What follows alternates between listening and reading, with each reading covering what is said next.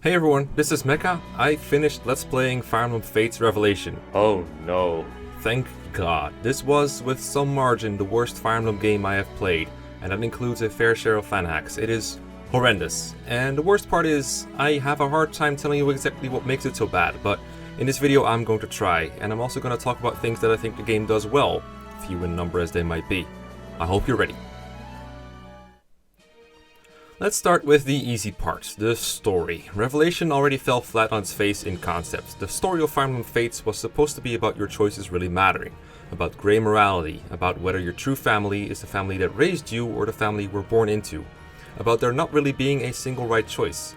And as we all know, they botched that completely from every angle possible, even within Conquest and Birthright, because Garen is so obviously evil. It is so obvious that Birthright is picking the good people and Conquest is the bad people, although really in Conquest you're still trying to stop Garen just from within. Hell, they even represented Hoshido with white and Nor in black. This is literally as far removed from morally grey as possible. So after releasing Fire Emblem Black and Fire Emblem White separately, they added a $20 DLC called Revelation, which is the atrocity that I'm discussing today. I think Conquest and Birthright had an interesting concept, but they just kind of pissed it down the drain in execution phase. But if that's what happened with those two games, then Revelation was them doing a giant number 2 all over it, because the idea of a $20 DLC bypassing all these hard questions and dilemmas posed through the first two games and providing a golden ending, it's just so shitty I can't come up with a better metaphor. Especially since in the other routes, they basically advertise Revelation through Azora. They basically kill her off in the ending, saying, oh damn, if only you picked the real ending instead. Revelation is the golden route, the true ending. It was never really about dilemmas, you silly player. There was a correct path all along, where just about everyone you care about survives and lives happily after. Sorry. Revelation's story itself is nothing but poorly strung together plot contrivances, and characters telling you constantly that things are dramatic. There's death after death after death, one shocking revelation after another, but for me this just desensitized me from drama altogether. Especially since the characters killed off are often presented as possessed puppets that we also never really spend any time with back when they weren't possessed. And also they lie to me. When the game isn't trying to be overly dramatic, it's just painfully centered around the player avatar. For my own amusement, I named Corrin Oh My God, and when editing, I focused on the lines where she is mentioned by name so that everyone sounds like Valley Girls. This was by far the most amusing part of playing this game. Because I can't tell you, it wasn't the gameplay. The only reason Revelation gameplay is anywhere near tolerable is because it's a Fire Emblem game, which by itself is a rock solid base to build upon. But boy, at times it is barely tolerable. I think for me the worst maps were the Snow Shoveling Festival and the elevator rides. Both of them were bad because they were slow, but while the former was just boring since nothing happened most of the time, and I only had very few characters to work with, the latter was bad because I was constantly at the risk of dying and having to play that whole thing all over again. Dragon veins, or things to interact with on the map, they aren't inherently bad, but they also don't inherently make the map more interesting. So when there is nothing else on the map that makes it interesting, it just lengthens the map, it slows down the pace. To me, a map is interesting when you have choices to make, objectives to fulfill, when there is a time limit on things so you can't just afford to turtle your way through. Take Dragon's Gate from Fire Emblem 7. You have to hurry up to recruit Legault. There are reinforcements coming from multiple directions that you want to take care of. There are incentives to get creative and use your units in interesting ways. There's a lot of different types of enemies to fight, like cavaliers, mages, and archers. And you get a lot of mileage out of using the right type of units against the right types of enemies. What you need to do to survive and keep going tends to change a bit from turn to turn. It doesn't feel unfair, and as a result, if you die, it's usually because there's something you can improve upon.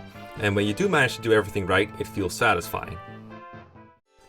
Revelation has almost no maps like this. Most of the roster is trash, and a small portion of them, in my opinion mostly Corrin, Ryoma, Camilla, and Xander, are so good that it feels pointless to use just about anyone else. If a map ends up being difficult, it's because there is a ton of enemies coming at you and almost no one is able to handle what is coming up unless you tediously grind at your characters. Now, I will admit, there is some fun in watching Ryoma destroy just about everything in sight.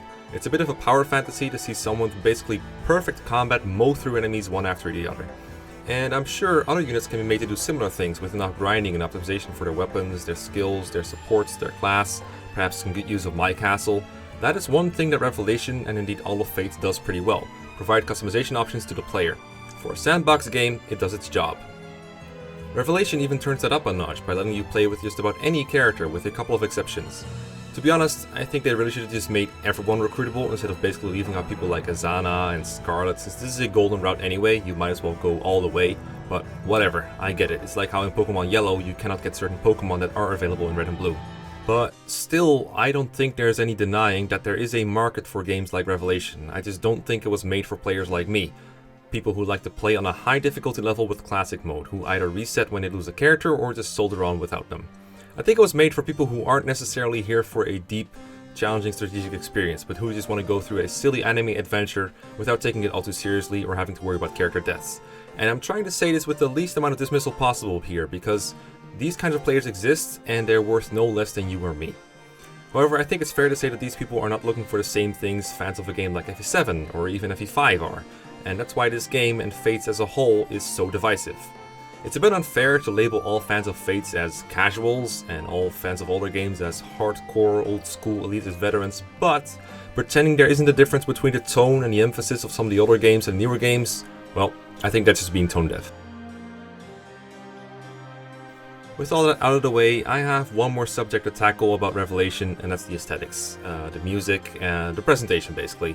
A lot of it is absolutely gorgeous, especially the valley landscape. It's the epitome of a fantasy world, a dream world. Those floating pieces of land, the way dragon veins glow.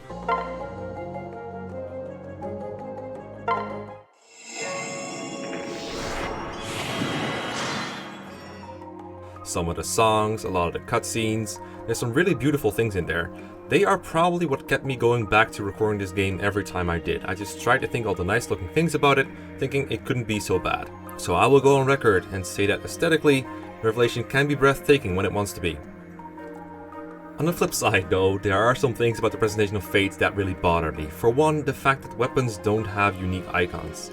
They really look unfinished, and the fact that every game since FE3 does a better job of making weapons look distinct says a lot about Fates.